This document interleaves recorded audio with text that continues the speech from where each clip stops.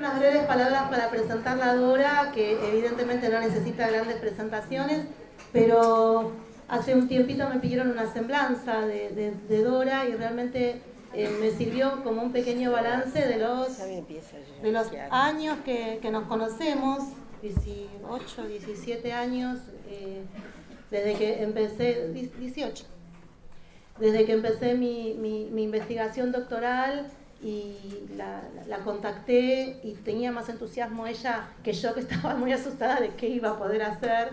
Y realmente cuando escribí estas palabras, que fueron un poco balance de estos 18 años en que nos conocemos, y que bueno, somos las putativas, madre putativa, hija putativa, imaginen, ¿no?, lo que son esas relaciones generacionales. En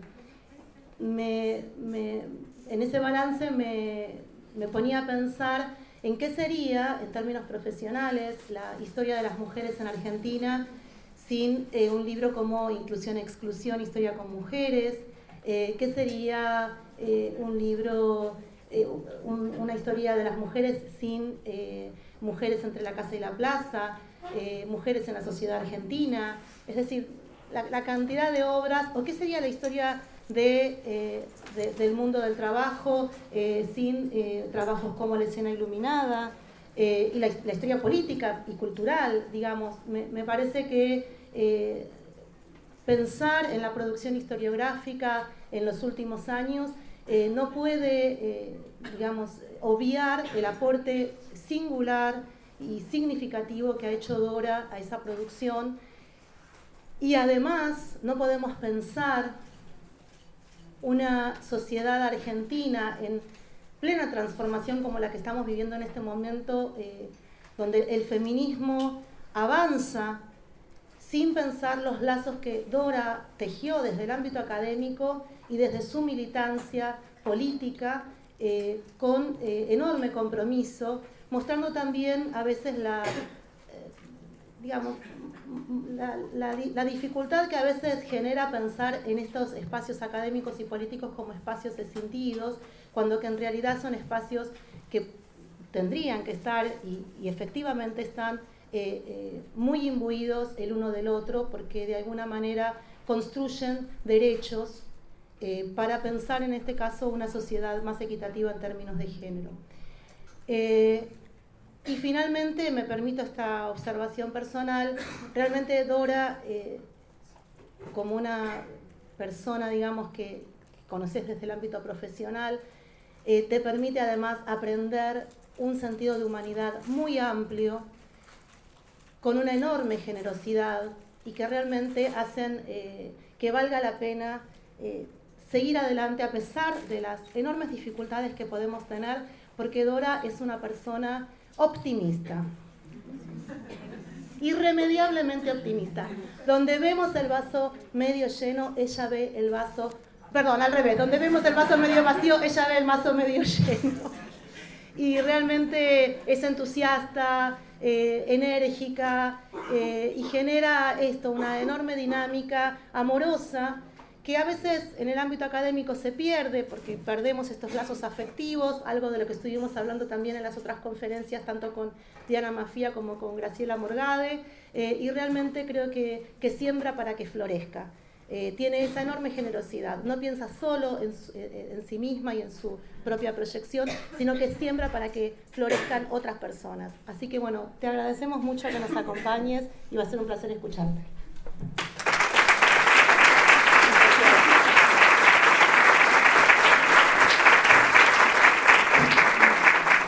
Bueno, muy buenas tardes y noches a todas, todos, todes.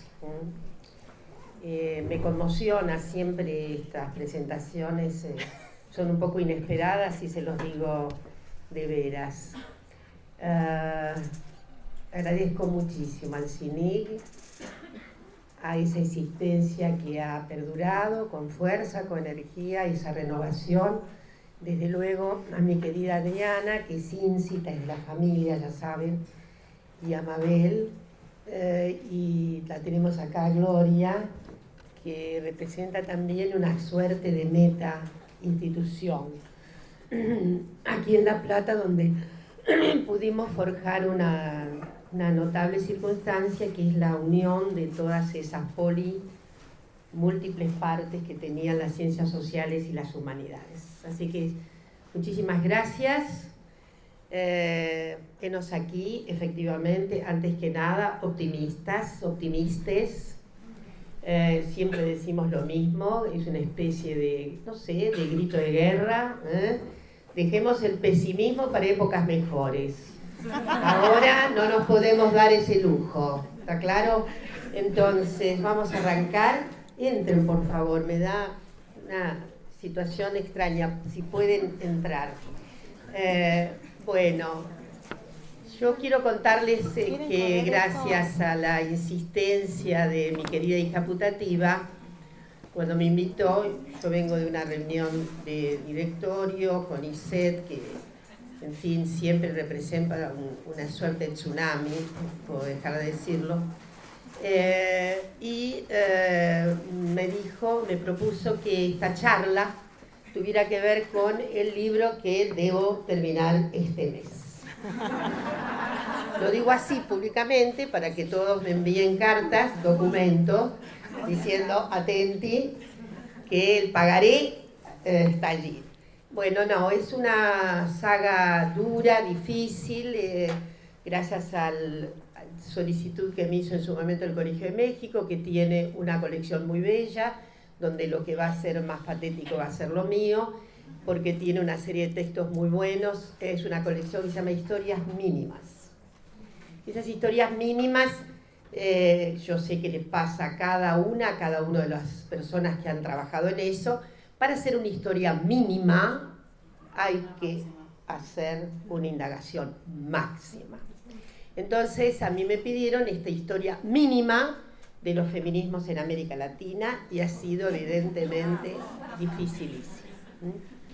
De modo que voy a traer acá solo algunos países que para mi gusto representan algo así como, yo diría, piezas modelares, si es posible. La verdad es que me he encontrado, en primer lugar, quiero decirles qué es lo que ocurre. Lo que ocurre es que cuando ha habido vigorosos movimientos feministas, hay más condiciones de posibilidad de preservar memoria, aunque el ejercicio de preservar la memoria también es una exigencia de los derechos que tenemos las feministas. Necesitamos las feministas también poner en agenda el derecho a tener una memoria, preservarla, guardarla, hacer archivos. No tiren nada, por favor. Entonces,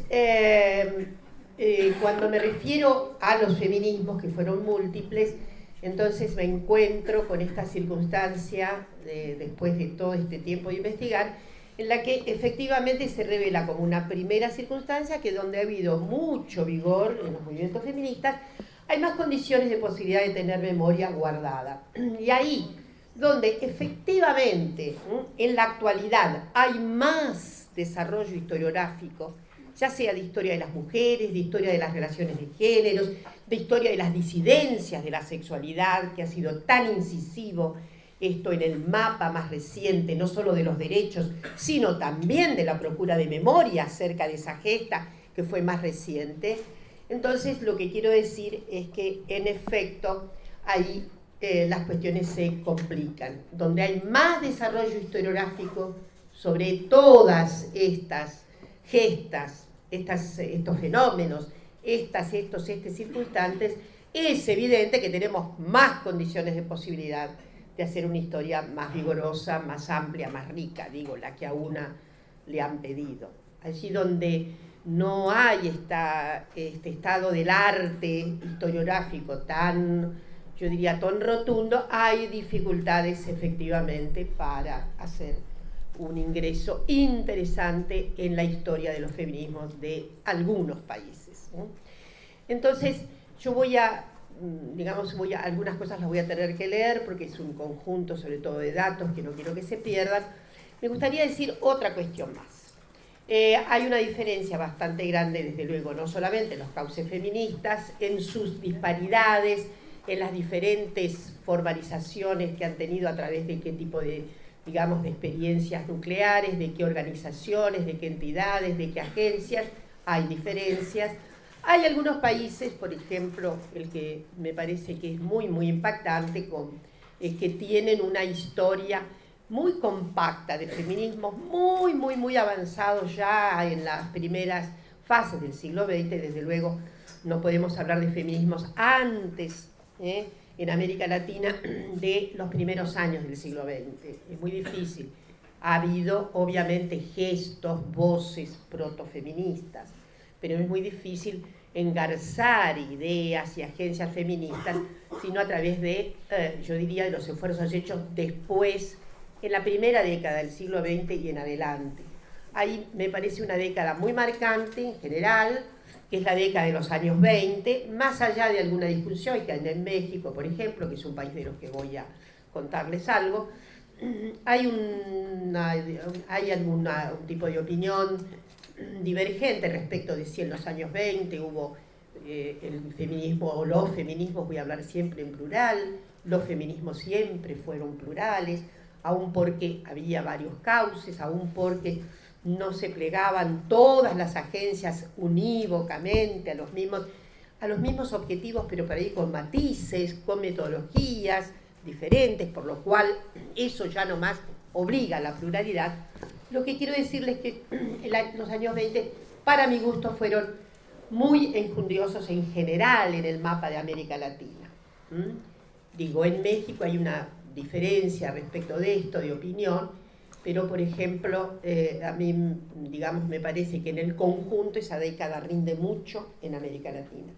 Rinde también, habría que pensar en los momentos de contextos políticos de los años 20, yo creo que ciertas argumentaciones muy prolíficas, sociales, es un momento en que van a emerger con fuerza nuevos partidos de izquierda, en general el desarrollo del Partido Comunista en América Latina, en esa década o en algunos países en los primeros años de los 30, tiene bastante que ver. La insurgencia estudiantil creo que tiene que ver. Es difícil ponerla yo diría, en relación muy dinámica, uno a uno, ¿no? Los países.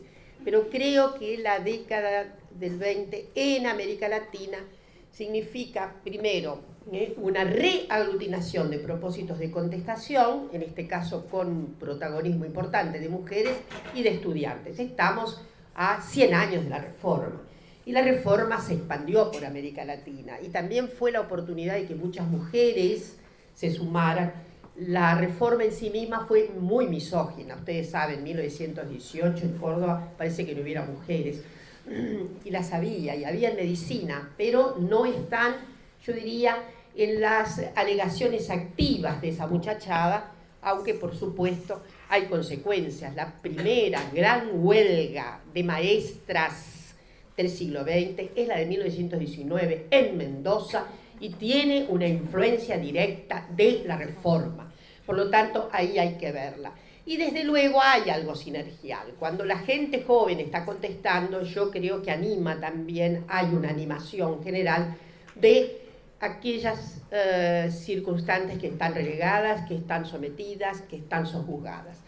La otra cuestión que quería decirles es que aunque hoy tenemos unos lazos muy fuertes, inclusive corrientes feministas llamadas decoloniales, poscoloniales y demás, porque ha sido muy lento o tal vez muy tardío el ingreso por ejemplo, del reconocimiento de las mujeres aborígenes, pero no ha sido igual en toda América Latina. En algunos lugares de América Latina llama la atención, por ejemplo, que haya habido militantes feministas afrodescendientes, es el caso de una figura muy interesante venezolana, y sí creo que también es diferente la relación con los propios partidos de izquierda. En la Argentina, por ejemplo, mucho menos que lo que fue en Chile. Y tal vez Chile es notablemente uno de los países que más ha enraizado con actividades, prácticas y yo diría movimientos más a la izquierda. Entonces, como ven, hay diferencias interesantes. En todo caso, hubo sintonías panamericanas. Y acá tenemos gente que sabe mucho de esto. Hubo una liga ibero-hispanoamericana muy interesante que se gesta sobre todo gracias a una figura mexicana en Nueva York, que pretendió evidentemente matizar, vean ustedes cómo también podemos remontarnos a una especie, yo diría, de protofiguración de lo que podrían ser emblemas decoloniales. Una suerte de, ¿cómo diré?, de competencia con lo que querían, por ejemplo, una liga, la famosa, la National League de Estados Unidos pro voto, que fomentó un feminismo, una relación, una liga panamericana, y que de todas maneras nuestras amigas mexicanas y otras se las arreglaron para tener una liga hispano-iberoamericana, ¿no? Es muy interesante eso. Yo creo que en la Argentina con mucha menos nota, pero llama la atención, por ejemplo, que bueno, las que estuvieron en la famosa liga panamericana surge sobre todo de un congreso de Baltimore en 1922, que es muy interesante, frente al cual reacciona ya con motivos, ¿cómo podríamos decir?, más latinoamericanos, ¿no? Con una cierta, ¿cómo diré?, con una cierta previsión de motivos que hoy tenemos como mucho más claros. Una idea de una fijación más regional, más latinoamericana, que represente efectivamente la condición de las mujeres en América Latina. Y que desde luego entonces tenga un régimen teorético limitado, no digo que muy expansivo, pero limitado a propósito de justamente esa liga que pretendió ser importante. Estaba Paulina Luisi, por ejemplo, la uruguaya. En la Argentina todavía tenemos que ver más, yo a estas alturas creo que soy una señora medio crepuscular, entonces no estoy en condiciones de decirles hasta qué punto esto fue así. Me parece que nuestra relación, digamos, yo diría, en fin, geopolítica tan austral es muy particular. Pero bueno, vamos a las cosas y les cuento algo de estos países, con la idea de que efectivamente lo que sí insto mucho a hacer trabajos comparativos, hoy día podemos hacer trabajos comparativos de la misma manera que tenemos obligaciones comparativas íncitas nuestras.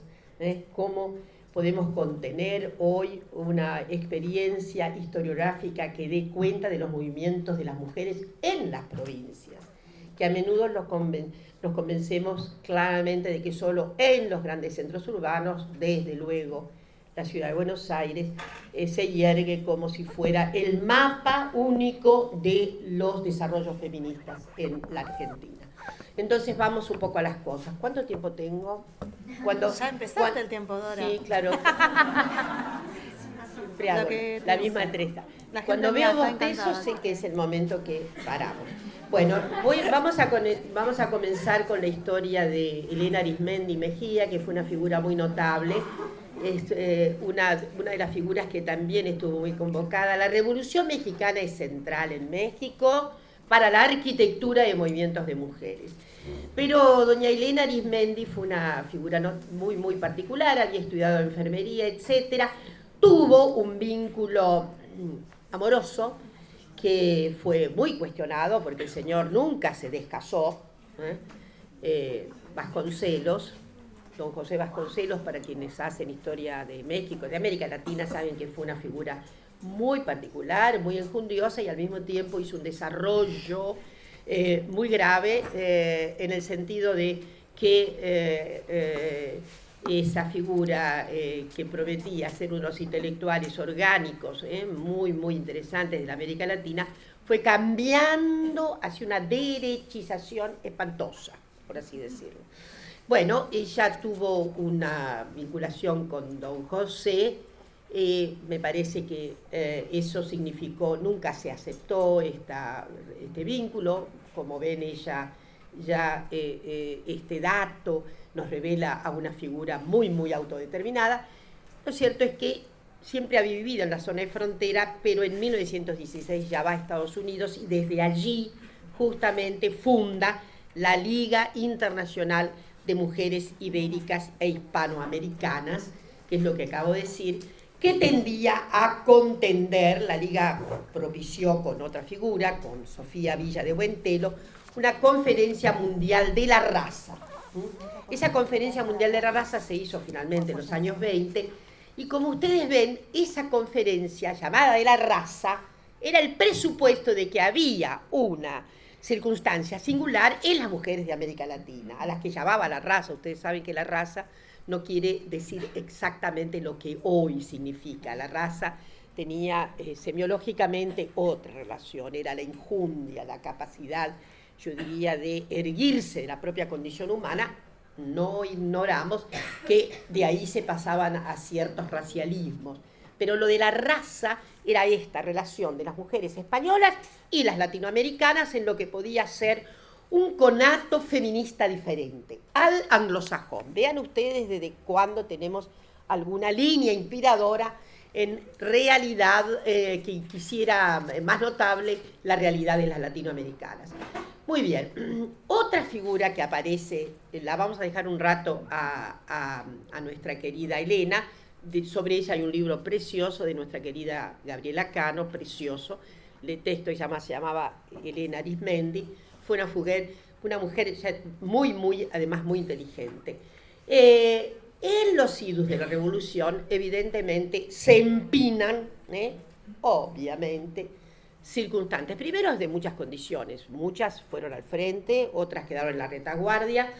Algunas figuras fueron muy notables. Algunas figuras transfiguraron su género.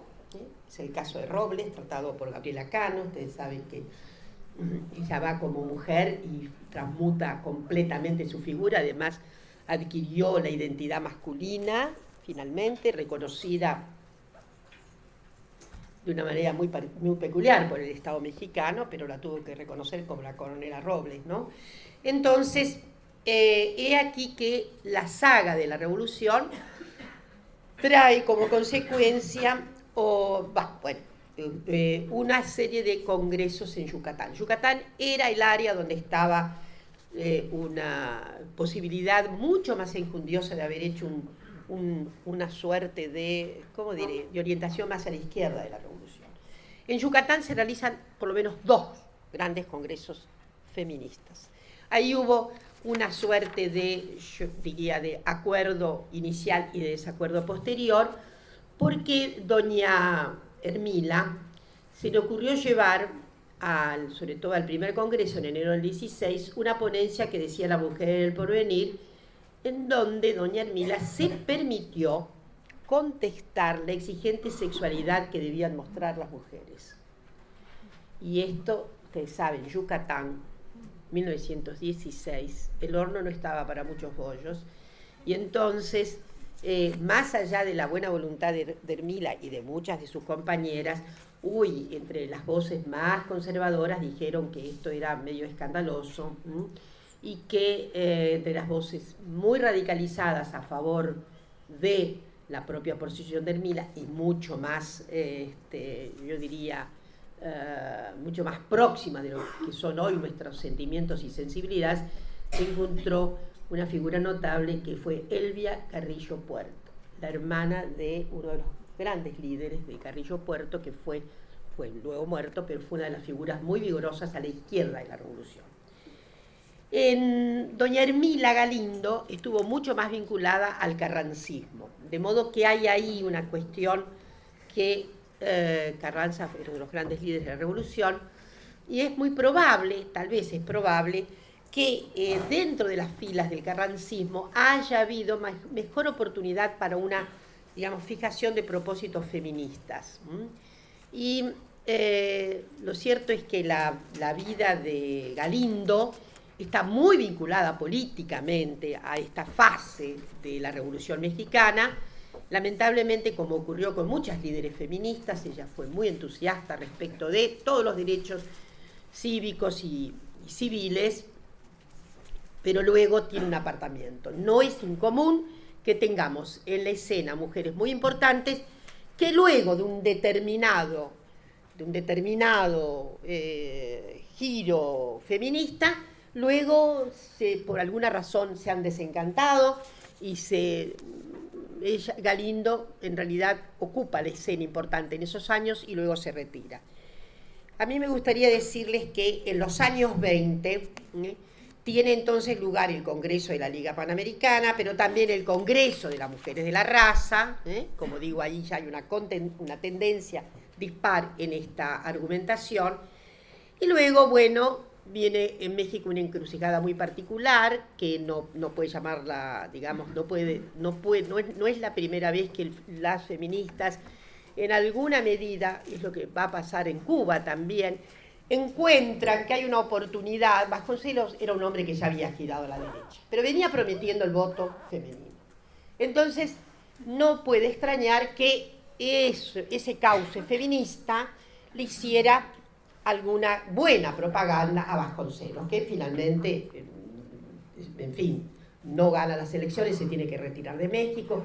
Insisto en que ese Vasconcelos ya era un individuo conservador, su notable circunstancia era la de habilitar el voto de las mujeres, por lo cual este cauce, que dio muchos problemas, las feministas tuvieron divergencias en aquel momento, y luego, para quienes saben cómo está la historia latinoamericana, Vasconcelos se tiene que ir porque insiste con algunos conatos gravísimos, en fin, graves conatos que significaron que tuviera que retirarse, se tuvo que exilar por largo tiempo en Estados Unidos.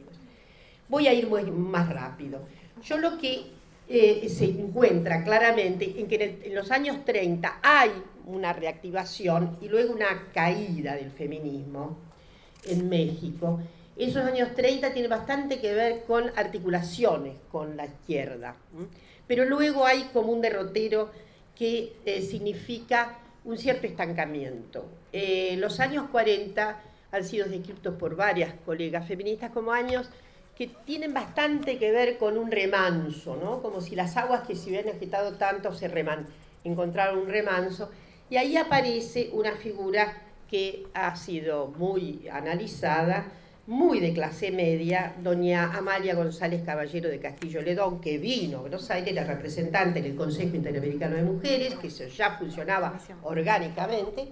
Vino a Buenos Aires y sacó retratos inclusive con Evita, muy lindos retratos, pero ella era una señora, era una feminista, sin duda, no se puede poner en duda que lo fuera, pero una gran feminista de salón, de una buena oportunidad, de una cierta rectitud, que desde luego luchó mucho por los derechos políticos, pero era una señora muy de salón. Pero al mismo tiempo, como era muy bella, se ha dicho que, bueno, que los patriarcas respetaban mucho su opinión, pero una opinión, Gabriela hace una interesante interpretación de ella. Ella encontró una manera de tener poder haciendo de cuenta que era naif. ¿Les dice algo, alguna cosa que hay por acá?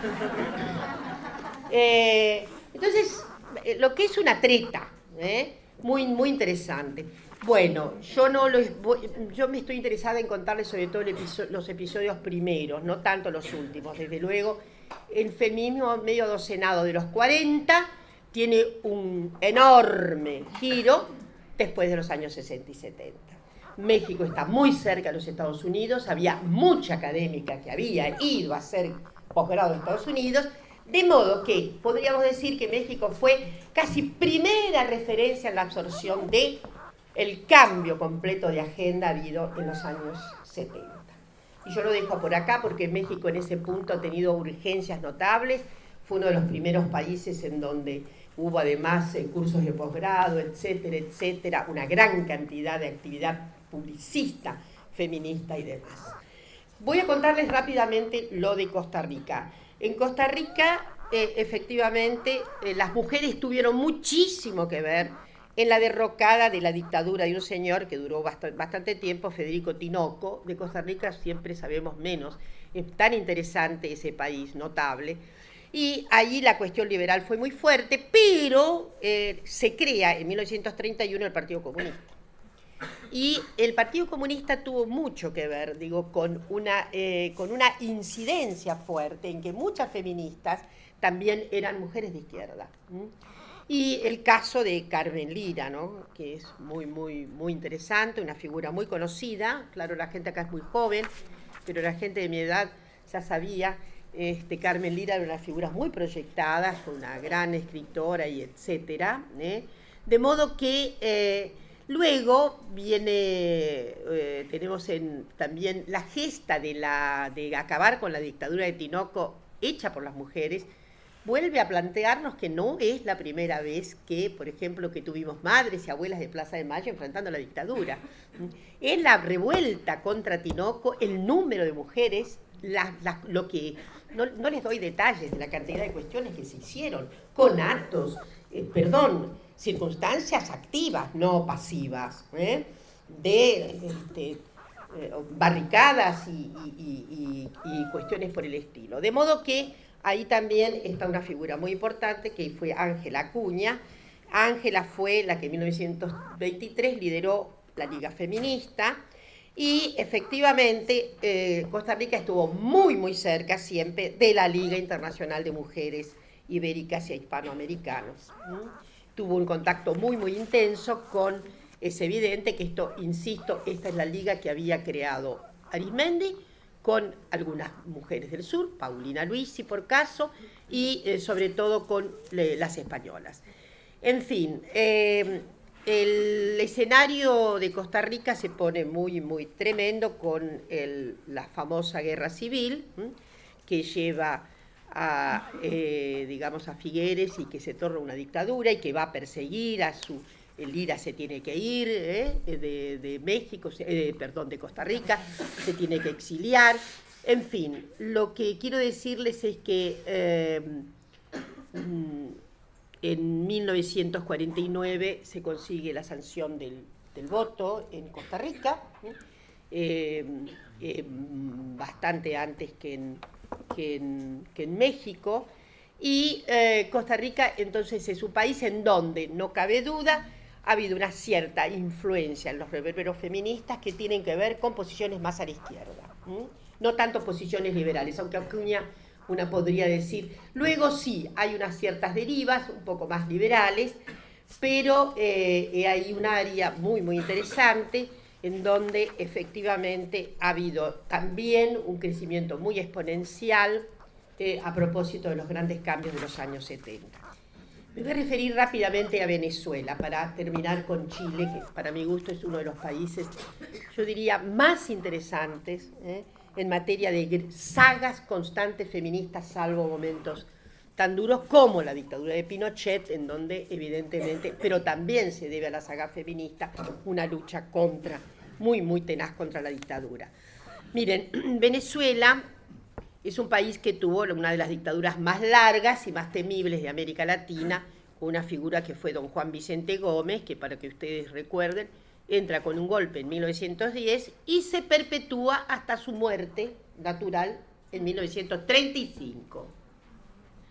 Por lo tanto, no puede sorprender que haya habido un cierto retraso en un país en donde eran tan difíciles las construcciones de movimientos articulados.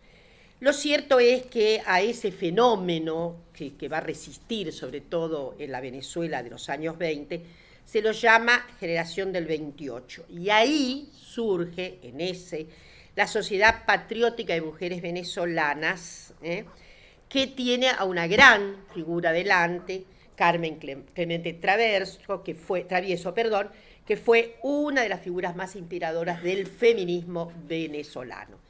Voy a ir para adelante y decirles que el fin de la dictadura de Gómez obviamente abrió un interreño en un momento determinado en donde se crean dos grandes fuerzas, el Partido Democrático Nacional y el propio Partido Comunista, y las mujeres se nuclearon hacia los años 30 en entidades que tuvieron bastante proyección. Una fue la Asociación Venezolana de Mujeres y otra la Asociación Cultural Femenina, que fueron muy importantes.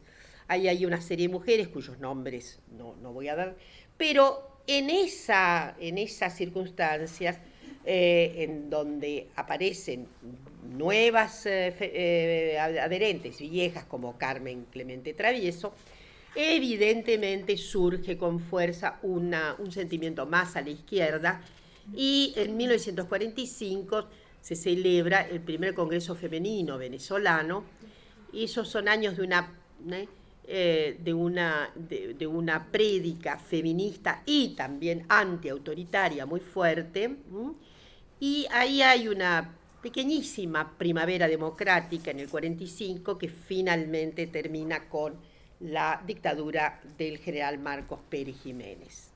A esa dictadura se le opusieron formaciones muy interesantes de mujeres.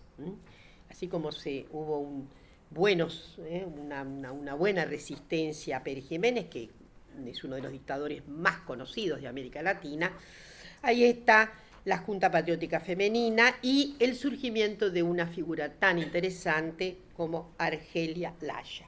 Y Argelia Laya es una página aparte, no la puedo, afrodescendiente. Si ustedes se acercan a internet van a ver sus extraordinarias, preciosas facciones africanas. Y bueno, en realidad Argelia tiene mucho que ver con una incorporación a la lucha guerrillera en los años 60 y fue la fundadora del movimiento al socialismo más y nunca dejó de abogar por los derechos de las mujeres. Y hay una cierta constancia en Venezuela, ¿no? Un movimiento que giraba a la izquierda, que contestaba socialmente el autoritarismo de los regímenes y al mismo tiempo nunca abdicó del feminismo. Es una relación no siempre amena. Los partidos de izquierda tuvieron muchas dificultades, desde luego, para reconocer con derecho propio un cambio específico de resistencia al patriarcado que pudiera ser efectivamente representado por las mujeres, dada que la urgencia fundamental de la fuerza es el contrapunto de clases, no el contrapunto con el patriarcado. Pero en Venezuela eso fue muy interesante y Argelia Laya es una de las figuras que para mi gusto es de las más interesantes, tuvo una larga vida, nunca abdicó del feminismo, nunca abdicó de las ideas de izquierda. Entonces, bueno, no me quiero referir rápidamente a algo que sí ha sido muy tratado. Acá hay gente que ha estado muy cerca. Voy a decir que María Luisa Femenías, por ejemplo, estaba muy cerca del grupo de la Universidad de Zulia. A menudo se nos escapa que en los años 70 hubo un reverbero muy importante del feminismo en Venezuela y se crea en Zulia tal vez una de las primeras cátedras de libres de la mujer, de manera muy antecedente. No me dejo por aquí porque mi idea es terminar más o menos cada una de estas comunicaciones que les estoy haciendo. No quiero avanzar más sobre momentos más recientes. Bueno, cabe decir algo, ¿no? Ustedes saben que finalmente Chávez dijo que era feminista,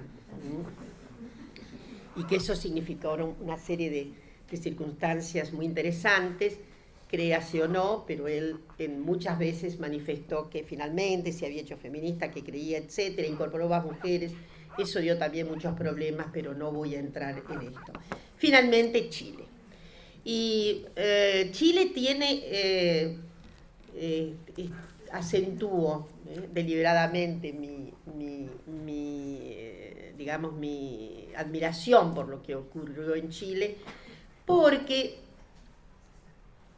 esto es lo que uno aprende cuando tiene que investigar, ¿no? Es decir, yo no lo sabía y para mí es un dato extraordinario. Una de las primeras traducciones de La sujeción de la mujer de John Stuart Mill se debe a Martina Barros, la chilena, que entre 1872 y 1873 hizo la traducción de ese texto. Inclusive se puede encontrar, felizmente está en internet, insisto que Chile además tiene dos cuestiones. Su historiografía es notable y la disposición de los archivos también es notable. Memoria chilena hace una contribución extraordinaria porque podemos tener las fuentes ahí, etcétera. En ese punto también dice algo respecto de la recuperación de la memoria. Es ahí donde uno dice, bueno, están reverberando fuertemente las viejas y nuevas cuestiones planteadas por los feminismos. Entonces, doña Martina Barros, que era una señorita, que se va a casar con el señor editor de la revista, ya eran novios en realidad, no es que la seducción ocurrió. Era liberal, don Augusto Regoluco, que entonces le dice, ella había estudiado inglés porque la habían formado en esto y lo otro, lo demás, se llama como una muchachita, y escribe y hace esa traducción, que al parecer no está tan mala.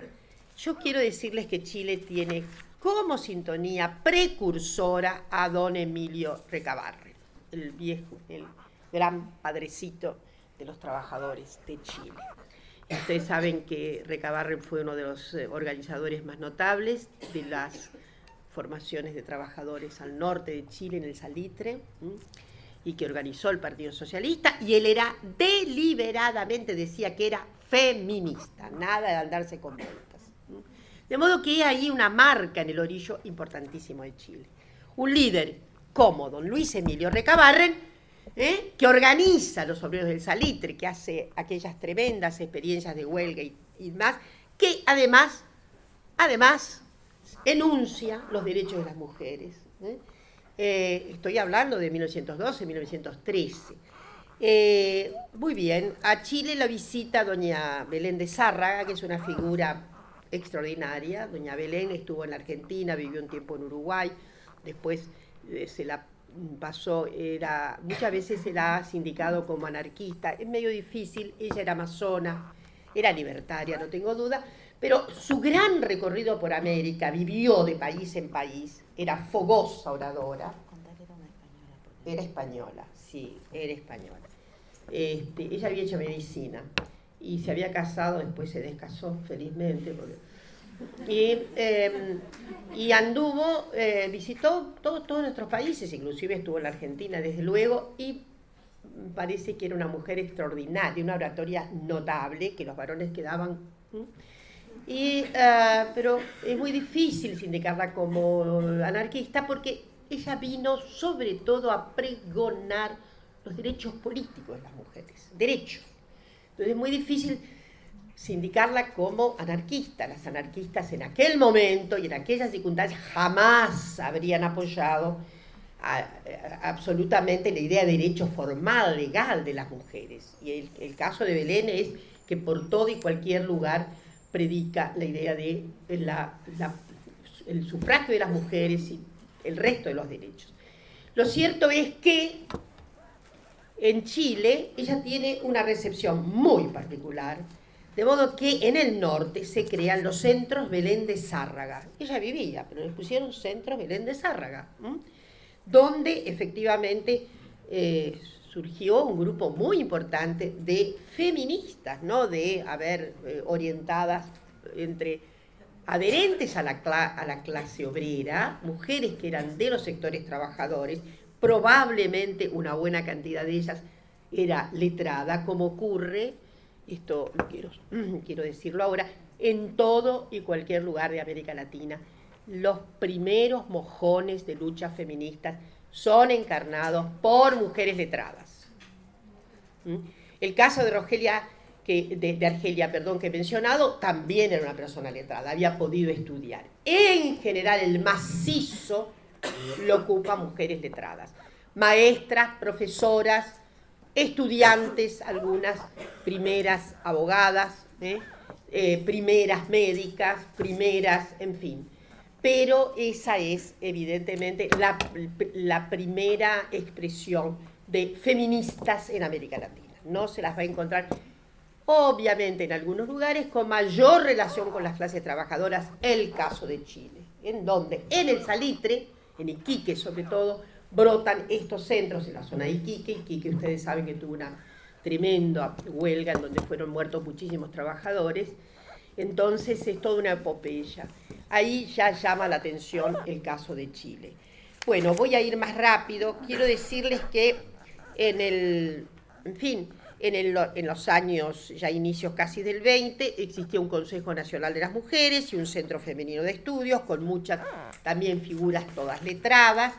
Pero lo notable de Chile es que en los años 20, no me quiero perder en esto, surgen una serie de partidos femeninos o de fracciones femeninas dentro de los partidos, y vale la pena recordar.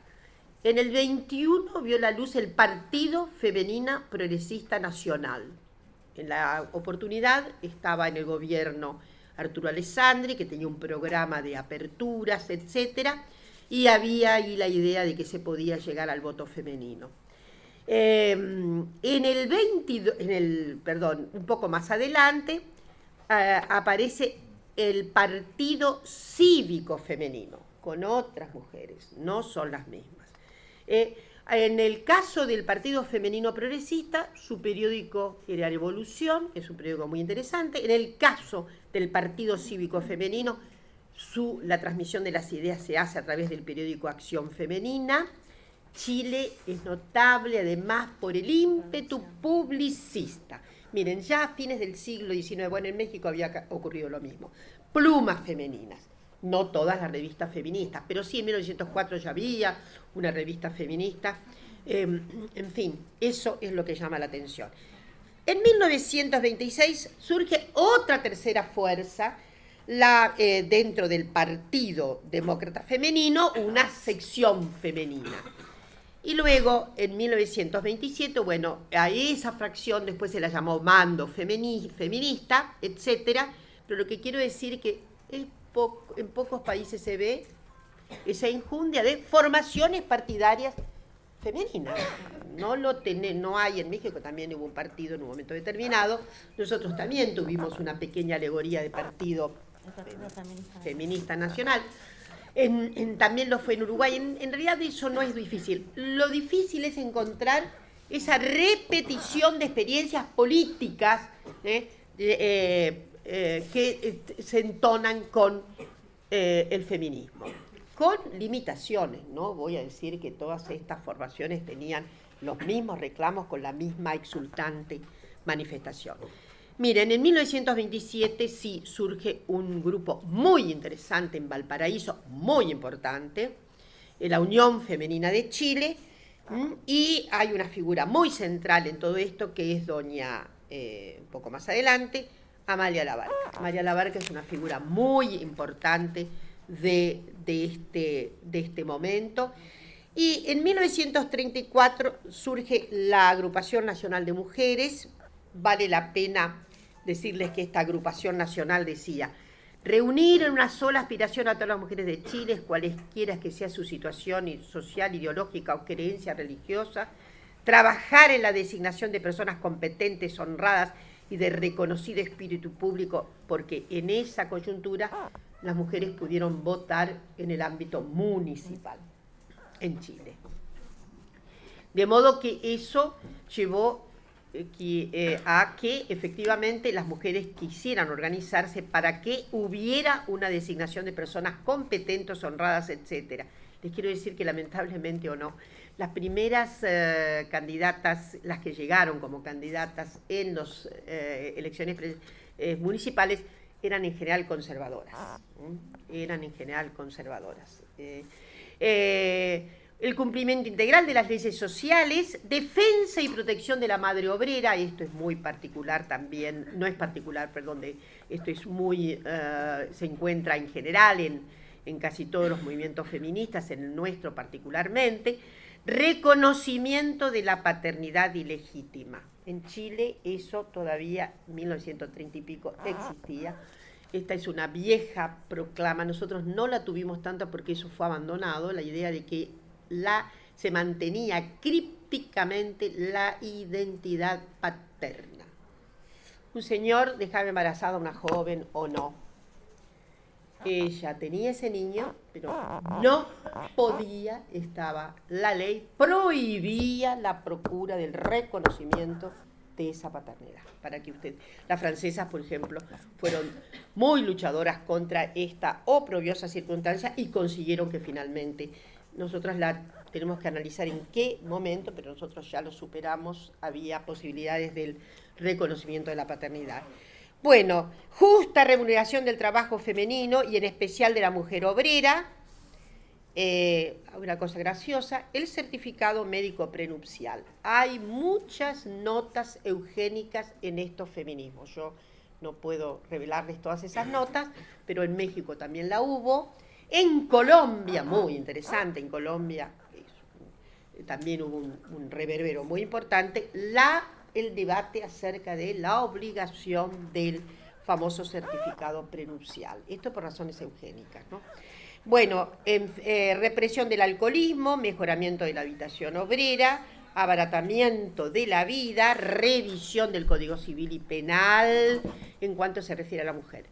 Miren, pocas veces se solicita la revisión del Código Penal. Nosotros sabemos perfectamente que nosotras en la Argentina, por ejemplo, nuestras abuelas feministas no tuvieron una preocupación igual en materia del Código Penal. Y el Código Penal era gravísimo. En 1921 se manifestó la modificación del Código Penal, pero ustedes saben que se permitía el homicidio por cuestiones de honor. Es decir, que el marido mataba en nombre del honor y en realidad era casi que estimulado por el Estado para hacerlo. Y también se llamaban crímenes de dolor si el padre mataba a la hija por cuestiones que tenían que ver con el honor. De modo que, y sin embargo, solamente he visto una nota respecto de esta ominosa circunstancia en la revista Nosotras, de acá de La Plata, la que sostuvo doña María Vela Ramírez, una nota acerca de la cuestión ominosa del Código Penal, pero no está en la agenda de nuestras feministas. En cambio, en Chile aparece claramente esto. Bueno, quiero decirles ya, para ir más adelante, que en 1935 aparece, sí, un movimiento muy denso, que tiene adelante a un grupo de mujeres, entre las cuales se destaca Elena Caffarena. Esto se llamó Movimiento Pro Emancipación de las Mujeres de Chile, el famoso MEMCH, que casi todas conocen, creo, digo las que están en las cuestiones más vinculadas con Chile. Y bueno, Elena se había casado con un señor abogado, Jorge Giles Pizarro, que era militante comunista y que por lo tanto vale la pena decir, miren, es una maravilla leer el famoso La Mujer Nueva, que era la publicación de este grupo, el MENCH, claramente orientado a la izquierda. Protección de la madre y defensa de la niñez, mejoramiento del estándar de vida de la mujer que trabaja, capacidad política y civil plena de la mujer, elevación cultural de la mujer, etcétera, defensa del régimen democrático y de la paz. Estaba muy vinculada al movimiento pro paz y pro frentes populares. Esta es un grupo muy importante que por otra parte, en La Mujer Nueva hay a veces alegatos a favor de la anticoncepción y del aborto. No quiere decir que en la agenda del MEMCH estuviera la lucha por el aborto, pero hay notas importantísimas en las que se destaca que es de muchas maneras, que es imposible llevar adelante embarazos a propósito de lo que sí se ve claramente como violaciones y violencias. Esa es una de, yo creo, de las manifestaciones, por eso digo que en Chile esto es muy temprano. Y luego hay una circunstancia muy especial, en los años 50 se crea un nuevo movimiento, el Partido Femenino de Chile, se había creado en el 46, y ahí hay una historia que a menudo se usó y que tuvo bastante que ver con yo diría, el hiato que se produce después en el feminismo chileno. Miren, la lideresa, para decirlo en términos bien latinoamericanos, de este grupo era María de la Cruz, que llega al Senado en 1951. Ella tenía mucha vinculación afectiva, ideológica y política con el peronismo. Y en realidad ella admiraba profundamente lo que había llevado Eva Perón en la fundación, quería emular eso. El problema fue que la encrucijada de su candidatura se da con el gobierno de Ibáñez, y el gobierno de Ibáñez fue muy atacado por las izquierdas, desde luego, no era una persona no autoritaria, les digo desde ya, pero hubo una campaña tremenda de desprestigio cuando María de la Cruz llega a ocupar por primera vez un cargo en el Senado de la República. Y ahí hay una cosa muy tremenda, porque se desata una campaña, digo, el desprestigio no es solamente por sus vínculos con el peronismo, sus vínculos evidentemente encarnados como fórmulas que, mucho más extrañas, como que ella recibía dineros directos del peronismo en la Argentina, lo cual... Pero lo más grave que le ocurrió fue una denuncia acerca de un nimio, una circunstancia muy nimia, tomada como un elemento de corrupción desmesurado, porque la verdad es que no se sabe muy bien, era una cuestión, una transacción absurdamente pequeña, pero eso la demolió.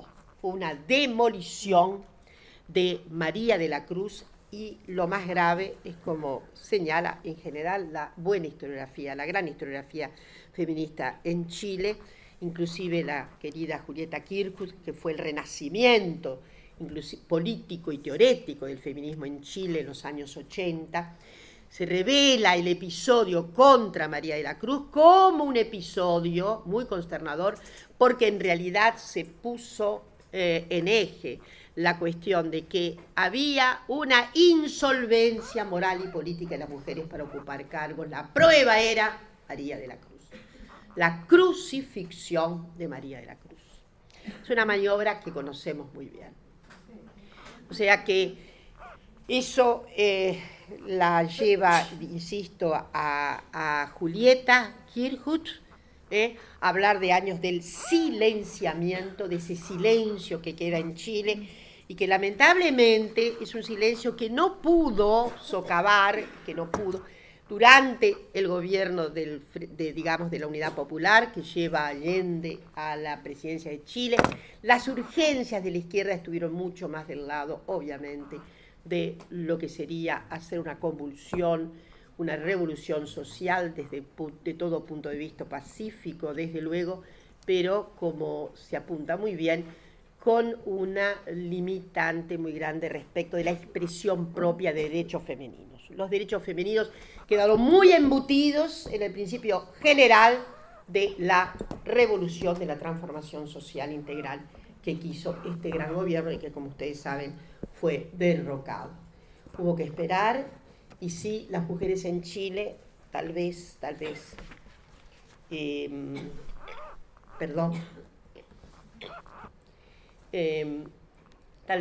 renovando ese viejo mandato que habían tenido las izquierdas, enarbolaron muy fuertemente la campaña contra Pinochet. Es cierto que Chile también tiene ese panorama tremendo de esa zona de mujeres conservadoras, que ha sido muy estudiado por una querida investigadora, Margaret Power, destacó un trabajo muy, muy grande a caracterizar esa aquiescencia conservadora de un grupo grande de mujeres en Chile, que por supuesto contribuyó fuertemente ese grupo a la derrocada de Allende.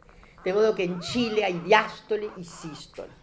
Es decir, si hay una ocupación del escenario de feministas que efectivamente se sitúan en una posición de izquierda y de contestación, también ha habido la sombra dolorosa de mujeres que se opusieron a estas reformas y que contribuyeron de manera tan dañina al estropicio de la dictadura de Pinochet.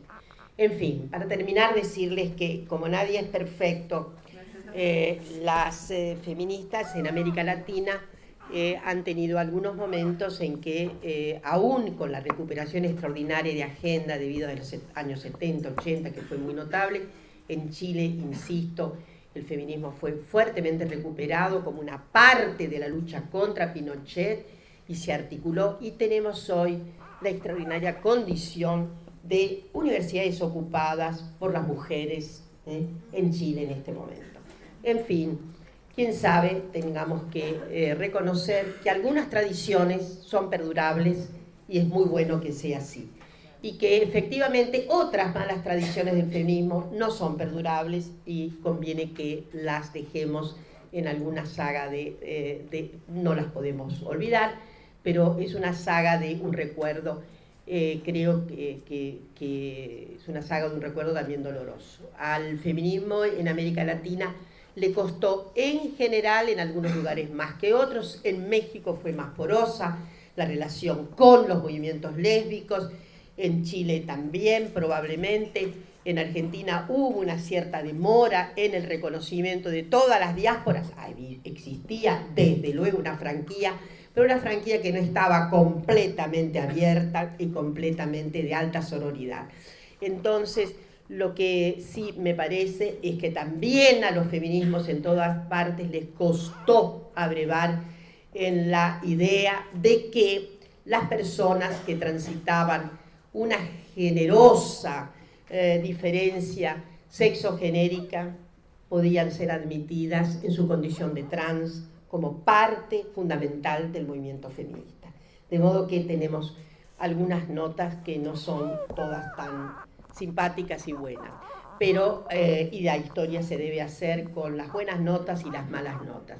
Pero en general me parece que los feminismos hoy en América Latina tienen una condición de posibilidad completamente diferente, se han hecho mucho menos acartonados, mucho más amplios, mucho más populares, en fin, y aquí entonces la posibilidad de tener hoy en un país como el nuestro, y en Chile, y en todos los países de América Latina, un relevo generacional extraordinario que coloca tal vez por primera vez una verdadera pansororidad entre mujeres de diferentes clases sociales, de diferentes orígenes étnicos, y por lo tanto, en fin, creo que lo mejor que podemos todavía prever está por hacerse. Bueno, muchísimas gracias.